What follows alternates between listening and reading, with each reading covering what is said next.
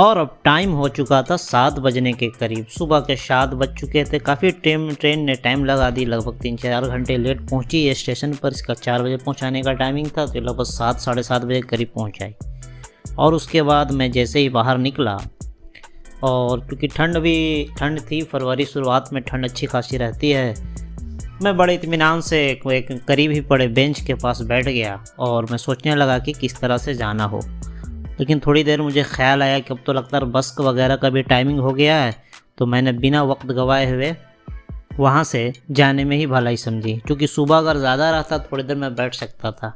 तो खैर मैं वहाँ से जल्दी से निकला और सीढ़ियों से चलता हुआ ऊपर पाथवे पर आ गया। और पाथवे पर भी कोई ख़ास भीड़ नहीं थी, बस नॉर्मल भीड़ थी। नॉर्मल भीड़ पर चलते हुए मैं धीरे धीरे कदमों से बाहर एग्ज़िट की तरफ आता गया। और ये पहाड़गंज के साइड गेट नंबर 1 पड़ता है, जो नई दिल्ली स्टेशन है। एक साइड तो अजमेरी गेट है, जिसको कमला मार्केट भी बोलते हैं, और उधर भी है बस स्टॉपेज, और पहाड़गंज साइड भी बस स्टॉपेज है, दोनों साइड है। लेकिन पहाड़गंज साइड ये फ़ायदा है कि वहाँ भीड़ भाड़ ज़्यादा होती है, और वहाँ हर तरह के आपको नाश्ता, खाना, चाय वगैरह, बाथरूम, हर तरह का वहाँ सहूलत है। पहाड़गंज साइड ज़्यादा, अजमेरी गेट साइड आपको मेट्रो का सहूलत मिल जाएगा, इसलिए कभी भी इसका बात का ख्याल रखें। अच्छा, तो यहाँ से एक बार मैं निकला बाहर निकलते ही बाहर एकदम ये लोगों की भीड़, काफ़ी ज़्यादा भीड़ लोगों की उमड़ी हुई थी। चारों तरफ भीड़ लगी हुई थी न्यू दिल्ली स्टेशन का। और ये जो लाइटिंग बहुत अच्छी की हुई है न्यू दिल्ली स्टेशन पर, एक बाहर में एक ट्रेन का भी एक लोगो बनाया हुआ है दिखाने के लिए, काफ़ी अच्छा है।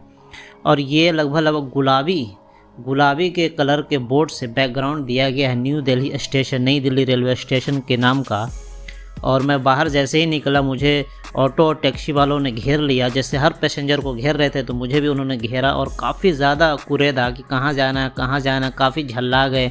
तो वहाँ बस एक ही आपके पास ऑप्शन है कि अगर आप वाकई जाना चाहते हैं टैक्सी से या ऑटो से, तो भाई बात करें, नहीं तो आप एकदम खामोश रहें, नहीं तो आप परेशान हो जाएं। कम से कम 10, 15, 20 जितना दूर आप गुजरेंगे, जब तक स्टेशन से बाहर नहीं निकल जाएंगे, आपको ऑटो और टैक्सी वाले आपको लगातार छेड़ते रहेंगे, लगातार परेशान करते रहेंगे। तो खैर मुझे तो बस से जाना था, क्योंकि मैं अकेले ही था, कोई मसला था नहीं।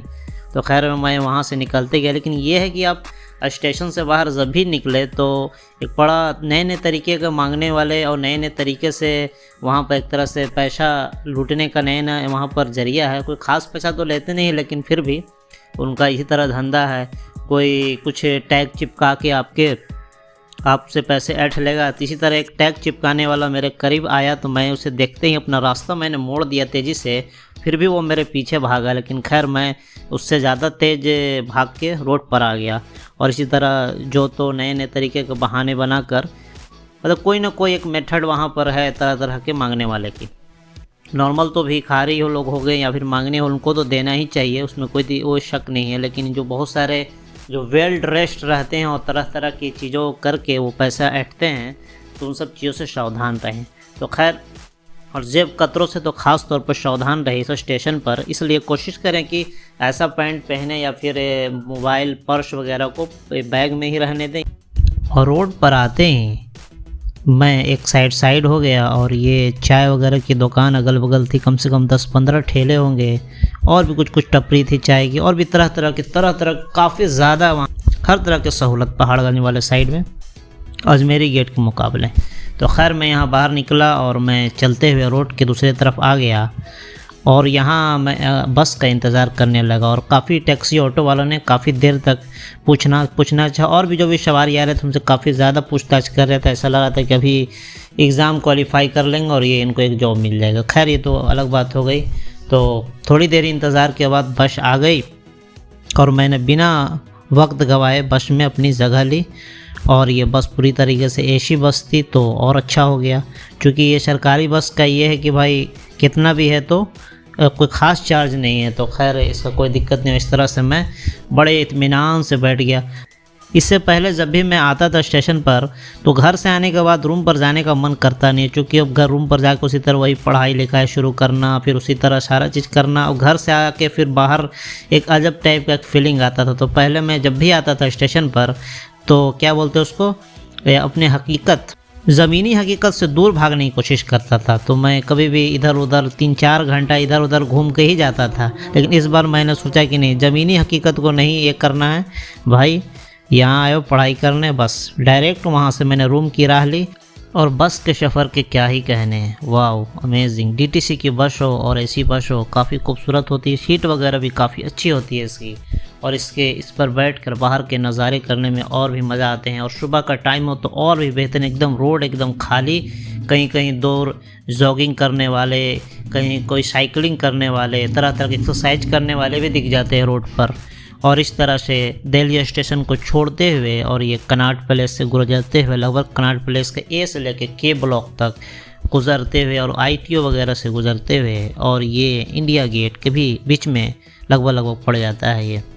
तो काफ़ी दिलकश नज़ारे पेश करते हैं दिल्ली का, और काफ़ी साफ़ सुथरा और काफ़ी अच्छे रोडों से गुजरते हुए आखिरकार मैं बिना दिमाग लगाए हुए ज़मीनी हकीकत को एक्सेप्ट किए हुए कि रूम पर चलो भाई, क्या करोगे, कोई ऑप्शन नहीं है, कितना मन बहलाओगे अपने आप को, घर से दूर आए हैं तो खैर कोई क्या कर सकते हैं इसमें।